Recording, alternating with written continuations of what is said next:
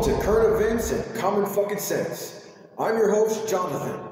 In ancient news, Alexander the Great, student of Aristotle, and arguably the world's greatest warlord, had a plan to take over the whole world. Knowledge is power, and what better way to control the world than by controlling religion? His plan, create the world's largest library to house all of the world's knowledge, where he can alter history and make himself a god.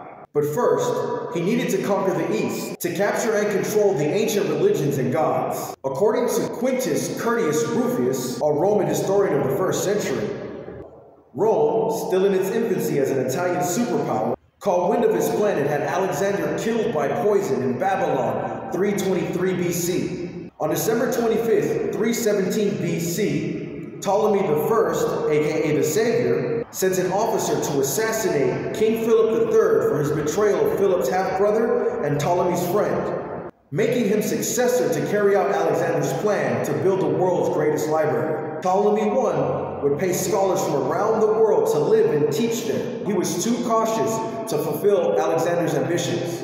Passing the torch to his son Ptolemy II, aka Incest, married his sister Arsinoe. Despite executing and warring with his brothers, they called him the sibling lover. His son, Ptolemy III, also known as the Benefactor, reaping the benefits of his father's rule, making him the third pharaoh of the Ptolemy kingdom. He made a pact with Egyptian priests, and they dubbed him the perfect pharaoh. Ptolemy III would add a leap day to the 365-day Egyptian calendar. Continuing the path of his predecessors, he scoured the earth for the world's knowledge, keeping the originals, and returning copies despite the loss of deposits. 7 pharaohs later, Ptolemy IX and X, waged war against each other for the rule of Egypt. Ptolemy X had his mother and co-regent killed, causing an uprising and his expulsion from Alexandria. Dejected, Ptolemy X raised an army with the help of Rome, leading to his betrayal and murder. After Ptolemy XII, the next pharaohs would not make it past their teens.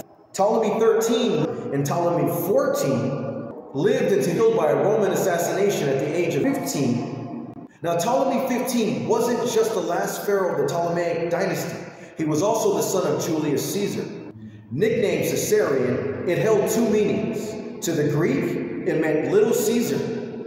But to the Romans and their dead language that only they could speak, Latin, it meant to cut off. After the death of 15, Egypt became a province of Rome, leaving Julius Caesar, a man obsessed with Alexander the Great's plan for world domination, free to carry out his clandestine war against religion and all who opposed him. After his betrayal of Brutus, a close friend and politician, he faked his own death and idly waited by to seize his opportunity to be heralded as a god. For it was 6 years earlier, the burning of Alexandria, that he discovered the correlation that united all religion: a divine birth and resurrection. Now, some 256 years later, you should understand why we use a Roman calendar. And Pontifex, the Pope, is the only person allowed to speak on God's behalf. Hail Caesar, hail Zeus, Jesus, Jesus. Now it's time for current events. Joe Biden just passed the presidential physical, just like Hunter Biden passed a drug test. Sounds like a load of horseshit to me. In other news, the Alabama Supreme Court just ruled that frozen embryos are children. See, we do have cryogenical frozen people. Let's move on to the weather. Global warming! Time for sports. UFC 299 set for March 9th in Miami, Florida. Looks like it's going to be a catapult card where up-and-coming fighters can take a giant leap in the rankings. Headlined by current bantamweight champion Sugar Sean O'Malley, puts his title on the line to avenge his only professional loss against number 5 ranked Marlon Chito Vera. Both are high-level strikers, so expect this to be a war of the ages. The co-main event will feature a lightweight bout with ranked number 12 former French Special Forces Benoit Saint-Denis and fan favorite ranked number 3 Southpaw Dustin Poirier, in a battle of French names, Cajun French versus French French. 25-10, UFC staple Kevin Holland welcomes the newcomer Michael Venom Page to the octagon. I expect this to be a kung fu classic. On to another welterweight bout between number 4 ranked Gilbert Burns and number 11th ranked Jack Della Maddalena. Two hard-nosed combatants looking to put on a show and claim a performance bonus. The fight that starts the main card is China versus Russia. Number 7th ranked Yadong versus former bantamweight champion Yan. Yadong versus Yan.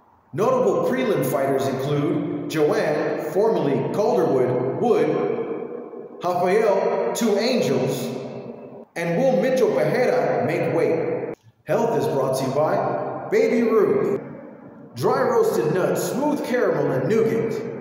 Clean your ears with hand sanitizer. It only burns if there's an infection. And now to a special feature, Celebrity Highlights. Bruce Lee, the greatest philosopher and martial artist to ever live. Period. Bruce Lee invented hip-hop when he jumped on 2 turntables in the early 70s. Enough said. This segment's called Actual Factual Facts. As of 1983, the official city bird of Redondo Beach, California is the Goodyear blimp. And now, it's former strawweight champion Carla Esparza. Now it's time for Quote of the Day. Absorb what is useful, reject what is not, and add what is uniquely your own. Bruce Lee. And now it's time for Word of the Day. The word is reparations. The act of making amends for a wrong one has done by paying money or otherwise helping those who have been wronged. In other words, it's not going to happen. The Chinese built the railroads, the Africans picked the cotton, and the Irish were the first slaves in America. Africa started slavery. Those pyramids didn't build themselves, but the Africans did it for assimilation. See Moses, they treated him like royalty. It was the Romans that fucked everything up when they made slavery a commodity. Save that Slav bullshit. Joke of the day. What's the shortest month of the year? May. It only has 3 letters. This day in history. In 1504, Columbus deceived the Jamaican natives with his knowledge of the lunar eclipse. Damn those Romans. In 1796, the Jay Treaty was signed, offering 10 years of peaceful trade between the US and the UK. In 1916, South Carolina abolished its child labor by raising the age requirement from 12 to 14. In 1939, the February 26th incident of Japan, also known as Nini Roku Jiken, where a delinquent group of imperial soldiers tried to usurp the Emperor of Japan. Damn those Romans again, Romaji. In 2012, North Korea suspends its uranium nuclear missile program for US food. In 2020, the Doha Accord is signed, an agreement for peace in Afghanistan. Joe Biden was forced to give up trying to take over the heroin industry. On this day, life and death. 1976, Ja Rule, rest in peace. And in 1468, Pope Hilarious died. Happy Bachelor's Day, everyone, except for you faggots.